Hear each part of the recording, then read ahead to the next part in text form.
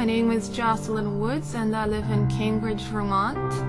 I shall be modeling in Ecstasy of a Cripple Part 2 with photographer-artist Thomas Dodd.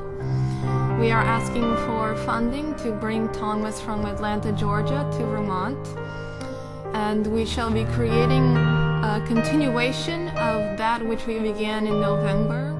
A series of images geared towards shattering limiting paradigms surrounding disability, sexuality, and immortality. In Part 1, The Resurrection of Passion, we began to document highly sexually charged mystic raptures in erotic union with the divine, blurring the lines between sexuality and spirituality.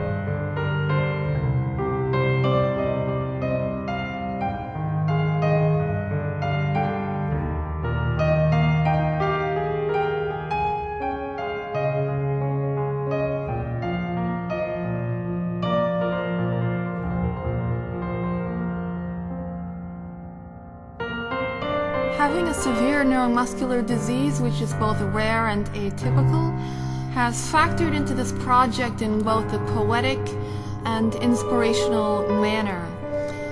Having been suspended multiple times on the brink between life and death, I have encountered this juxtaposition both as opposing and warring entities.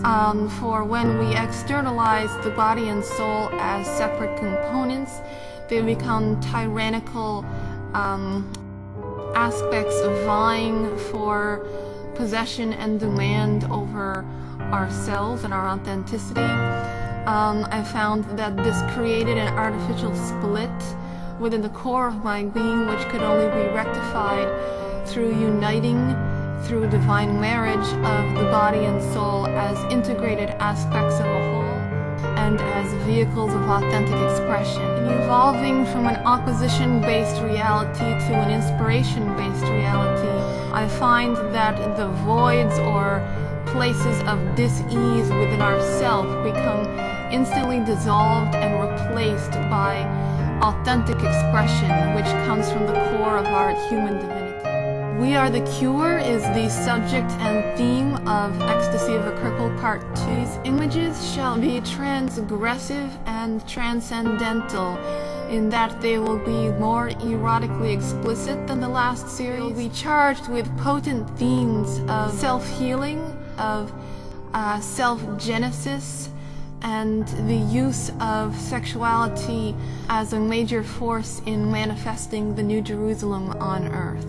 My background in the creative arts began when I was 3 years old as a pianist and continued through my teens through performances of solo piano compositions as well as classical piano repertoire. When I was 18, I experienced a severe case of the flu that exacerbated my underlying neuromuscular condition and quite removed my ability to walk as well as perform at the piano. Throughout my life, I cannot remember one moment or phase in which life was ordinary for me.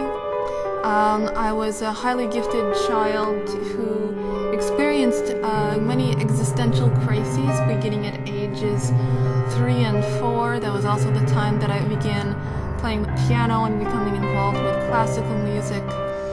I remember at the age of 4 feeling an immense state of vastness and of eternity, which puzzled, bewildered, and in many ways disturbed me. I can recall bringing my mother into the bathroom to show herself my image in the mirror and saying that somehow the little girl I was looking at in the reflection did not match the vastness and agelessness of this state of consciousness that I was experiencing.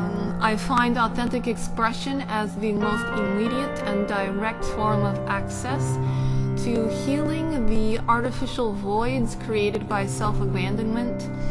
I feel that this touches upon the root of all dis-ease, and that by expressing our authenticity, we are able to restore the lost songs to their rightful place. Thomas and I shall be exploring with our very first experimental short films So you shall now see the masterful work of God come to life in motion on the screen before you.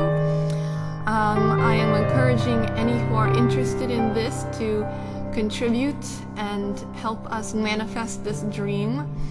I will be performing theatrical renditions of my poetry in these short films, which will be a fusion of the spoken word and the visual elements of bardic riddle. I hereby invite you to participate in the summoning of the Muse. For our audience and our contributors are most assuredly our co-creators in this miraculous creative adventure.